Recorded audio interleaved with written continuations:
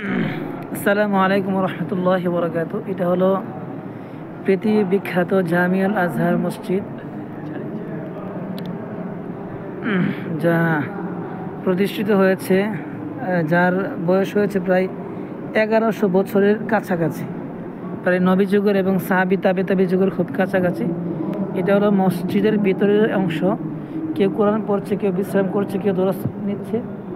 তো এই মসজিদের মধ্যে সবচেয়ে বড় বৈশিষ্ট্য হলো রসুল্লাহ সাল্লাহ সাল্লামের যুগে এবং সাহাবি এবং তাবির যুগে মসজিদ ভিত্তিক যে এলেম চর্চার ক্রমবিন্যাস জারি ছিল, সেটা এখনও বিদ্যমান আছে আলহামদুলিল্লাহ।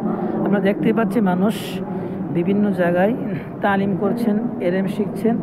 তো এটা হলো শাফি মাযহাব। শাফি মাযহাবের মধ্যে মহিলারা এলেম শিক্ষার জন্য পর্দা অর্থাৎ চেহারা যে উন্মুক্ত রাখে, সেটাকে তার উন্মুক্ত রাখার অনুমতি আছে শুধু শাফি মাযহাবের মধ্যে। এই জন্য এটা লিত্তালিম জাইজুন।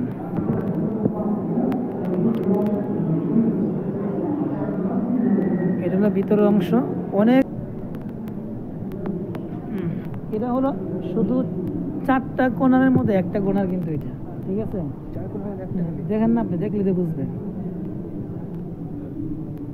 বাকি এই পার্শ্ব বাকি আছে, ওই পার্শ্ব বাকি আছে, ওই পার্শ্বটা বাকি আছে। আর এটা হলো যেটা আমরা বিভিন্ন টিভিতে, চ্যানেলে, ওয়েবসাইটে এবং ইউটিউবে দেখে থাকি, সেটা হলো সেই জামিয়াতুল আজহার বিখ্যাত মসজিদ, যা প্রায় না শুকনা শুকনা